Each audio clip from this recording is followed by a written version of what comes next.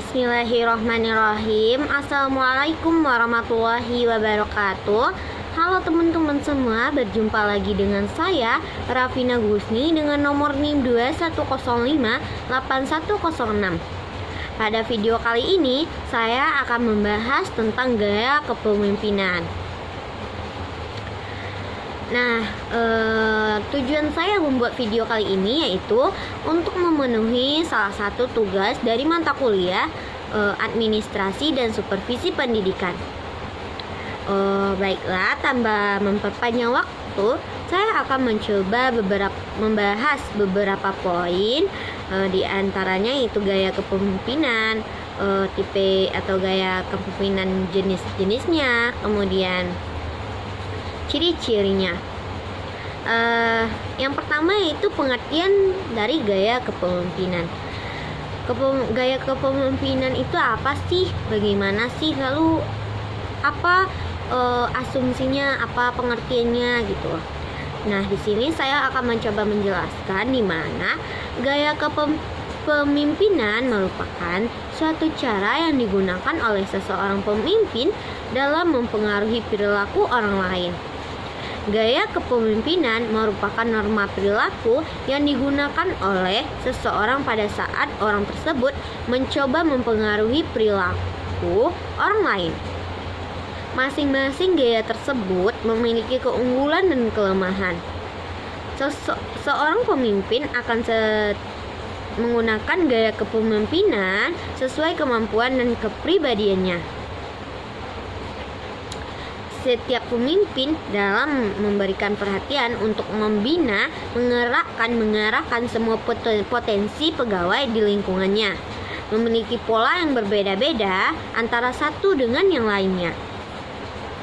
Perbedaan itu disebabkan oleh gaya kepemimpinan yang berbeda-beda pula dari setiap pemimpin. Kesesuaian antara gaya kepemimpinan, norma-norma, dan struktur dan kultur organisasi dipandang sebagai suatu prasyarat kunci untuk kesuksesan prestasi tujuan organisasi.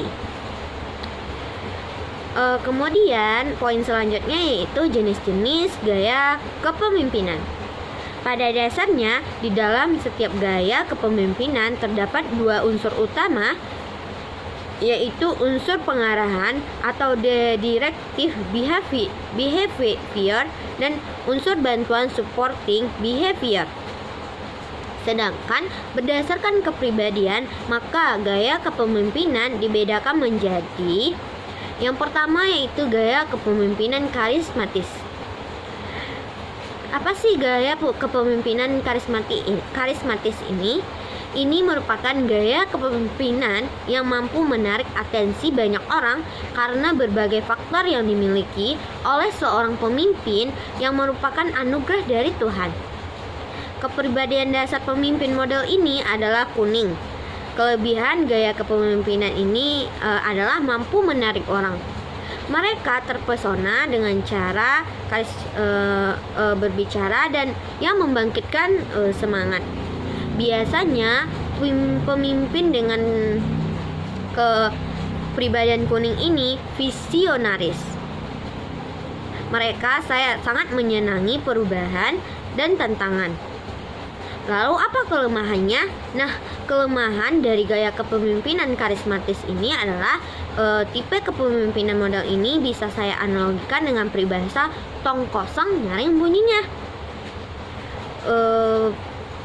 Mereka mampu menarik orang untuk datang kepada mereka. Namun tak berselang lama orang yang datang ini akan kecewa karena tidak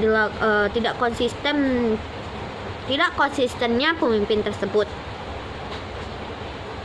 Apa yang diucapkan ternyata tidak dilakukan. Ketika diminta dipertanggungjawaban, si pemimpin akan memberikan alasan, perminta maaf, dan janji.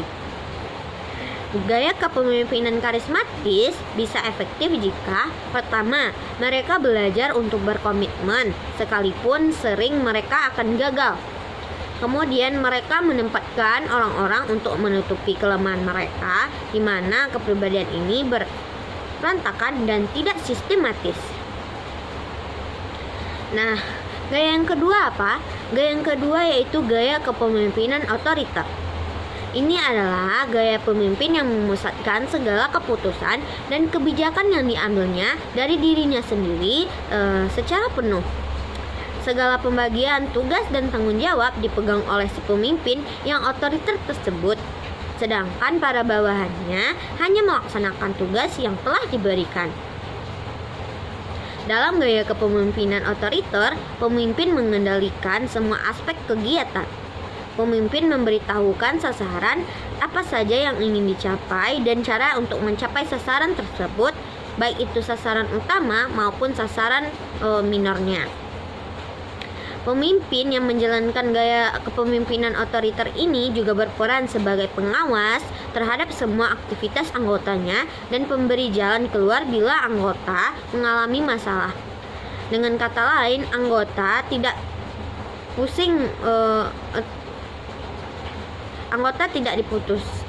perlu pusing memikirkan apapun. Anggota cukup melaksanakan apa yang diambil keputusan oleh pemimpin. Kepemimpinan dasar memimpin model ini adalah marah. Kelebihan model kepemimpinan otoriter ini ada pada pencapaian prestasinya. Tidak ada satupun tembok yang mampu menghalangi langkah pemimpin. Tidak ada alasan namun ada hasil. Langkah-langkahnya penuh perhitungan dan sistematis. Dingin dan kejamnya adalah kelemahannya. Memimpin dengan kepribadian merah, jadi kelemahannya adalah sikap pemimpin yang dingin. Gaya kepemimpinan ini menganggap bahwa semua orang adalah musuh, entah itu bawahannya atau rekan kerjanya. Gaya selanjutnya adalah gaya kepemimpinan demokratis. Itu adalah gaya kepemimpinan yang memberikan wewenang secara luas kepada para bawahannya. Setiap ada permasalahan selalu mengikut sertakan bawahan sebagai satu tim yang utuh. Dalam gaya kepemimpinan demokratis, pemimpin memberikan banyak informasi tentang tugas serta tanggung jawab para bawahannya. Gaya kepemimpinan demokratis akan efektif bila pemimpin mau berjuang untuk berubah ke arah yang lebih baik dan mempunyai rasa perjuangan atau semangat bahwa hidup ini tidak selalu win-win solution. Ada kalanya terjadi win-loss solution. Pemimpin harus mengupayakan agar dia tidak selalu kalah, tetapi ada kalanya menjadi pemenang. Nah, gaya terakhir yaitu gaya kepemimpinan moralis, di mana gaya kepemimpinan ini paling menghargai bawahannya. Kepribadian dasar pemimpin model ini adalah biru. Biasanya, seseorang pemimpin bergaya moralis, sifatnya hangat dan sopan kepada semua orang. Pemimpin bergaya moralis pada dasarnya memiliki empati yang tinggi terhadap permasalahan bawahannya. Kepemimpinan moralis ini dapat efektif bila keberhasilan seseorang pemimpin moralis dalam mengatasi kelabilan emosionalnya, kemudian belajar mempercayai orang lain atau membiarkan melakukan dengan cara mereka, bukan dengan cara Anda.